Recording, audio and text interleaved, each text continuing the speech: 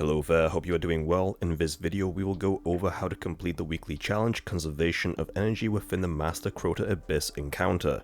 We will go over the explanation followed by the strategies and loadouts. Timestamps are in the description below. For the weekly challenge you are only allowed to light one lantern after you deposit the Chalice of Light buff on a pedestal. That means that once you bank the buff you can then enlighten a lantern to remove your darkness.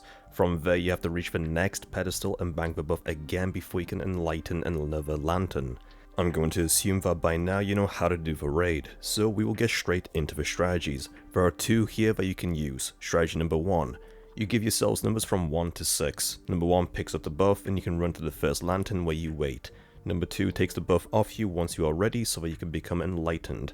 Now you'll need to wait until the Chalice of Buff is banked before you can enlighten the lantern. From here as a group you can run to the next lantern one by one until you find another pedestal. Remember they spawn randomly so everyone needs to keep an eye out for it. A good way to tell is if the next lantern isn't lit up, then there must be a pedestal at the one that you are at. However, remember that the person with a buff needs to run past each of the lanterns, otherwise some of the pedestals will not spawn in. Simply as a team run from lantern to lantern. Now you will become weighed down with darkness and most likely you will need to swap the buff halfway through in between the lanterns. So everyone will need to remember what number they have and keep an eye on the person who has the buff. You will be slow, so use eager-edged swords and grapple grenades to help, but remember to stick as a team so you can effectively swap the buffs when you need to. With this strategy as well, you will eventually have multiple people enlightened who don't need to be, so you may want to assign 2 people who will be swapping the buffs between them to get enlightened until you are close enough to another pedestal. Now for strategy number 2, you can sort of cheese it by not enlightening any lanterns. For this strategy, everyone will have to have grapple grenades. You can also have swords, but they aren't necessary. What you do here is you yet again assign numbers from 1 to 6. You pick up the Chalice buff and bank it on the first pedestal. Then number 2 immediately picks it up and you carry it to the next pedestal where you bank it and etc. You aren't enlightening any lanterns, you simply grapple and sword swipe your way through the maze.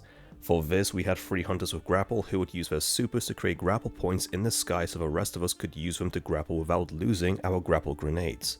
The hunters would have their own rotation one by one so there would never be 2 supers active at once. Now for loadouts, I suggest you have a weapon with Demolitionist and the fragment Thread of Generation if you are running Strand so that you can get your tango back quickly if you do end up losing it. Also, you can have 1 person or 2 run the Navigator Trace Rifle which will allow you to create grapple points in the sky for everyone to use. Remember you can also create tangles of your own, throw them and latch onto them to make your way through the maze. For mods starting with your class item, you want bomber mods for your grapples, leg armor run any mods that boost your health or grenades when picking up orbs of power. For chest armor run a concussive dampener against the cursed thrall and melee resist for regular thrall. On your gauntlets throw on some font of focus and grenade kickstart mods. Finally for the helmet run some ammo finder mods on and mods that help you make orbs.